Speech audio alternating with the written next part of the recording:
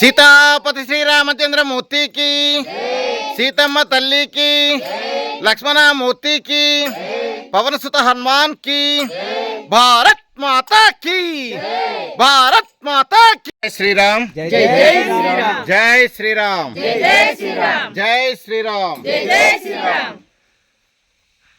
కుమ్మరాపల్లి గ్రామస్తులందరికీ హృదయపూర్వకంగా ధన్యవాదాలు. అందరికీ నమస్కారం.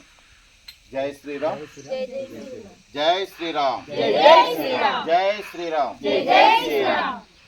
ఈరోజు మన ఆదివాసీ ప్రాంతంలోన హనుమాన్ ఉత్సవ విగ్రహాలు ఇచ్చి తద్వారా గ్రామాలలో భక్తిని పెంపొందించడానికని చెప్పేసి మనం ఒక కార్యక్రమాన్ని చేపట్టడం జరిగింది.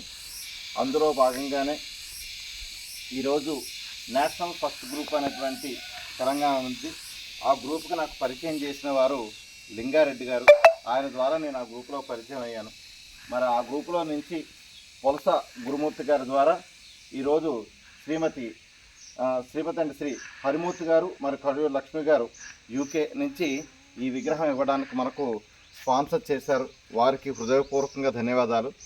యాక్చువల్గా ఆ విగ్రహానికి వాళ్ళు 3,000 రూపాయలు ఇవ్వగా మరి దానికి అయినటువంటి ఎక్స్ట్రా డబ్బులు రామారావు గారిని నేను చూసుకుంటాను అన్నటువంటి మాటతో మరి కొంచెం పెద్ద విగ్రహం తీసుకోవడం జరిగింది.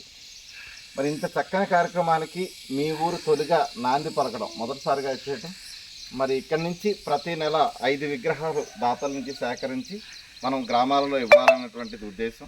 ముఖ్యంగా మన భావం ఏంటి అంటే ప్రతి మంగళవారం నాడు మీ అందరూ కూడాను గ్రామంలో ఆంజనేయ స్వామిని ఇలాగే మనం ఇప్పుడు ఎలా అయితే చేసామో అలాగే నగర సంకీర్తన చేసి ప్రతి ఇంటికి ఆంజనేయ స్వామిని తీసుకెళ్ళాలి. అలా తీసుకెళ్ళడం ద్వారా వాళ్ళు ఏం చేస్తారు, ఖచ్చితంగా దండం పెట్టుకుంటారు, వాళ్ళలో భక్తి పెరుగుతుంది. అంతో ఇంతో కొంత కానుకగా కూడా వేసుకునే పరిస్థితి ఉంటుంది. అలా చేసుకోవడం వల్ల ఆ నిధిని వచ్చినటువంటి డబ్బుల్ని మీ గ్రామంలో ఆలయానికి ఉపయోగించుకోవడానికి కొంత సహకారం అవుతుంది. ఎందుకంటే మన ప్రాంతాల్లో గుడికి అలవాటు తక్కువ, మన గుళ్ళకి రూపాయి కూడా ఆదాయం రాదు, ఎవరు కూడా రూపాయి కూడా ఇవ్వని పరిస్థితి. ఎప్పుడో పండగ పబ్బనకు వేసుకుంటాం, కానీ సహజంగా చేసే కార్యక్రమాలు కొంచెం ఇబ్బందిగా ఉంటున్నాయి. కొన్ని గ్రామాల్లో అయితే దీపం కూడా పెట్టలేనటువంటి ఆలయాలు ఉన్నాయి. అందు గురించే మనం మరి కొంతవరకు అయితే ఆలయాలకి మనం పూజా సామాగ్రి కూడా ఇస్తున్నాం.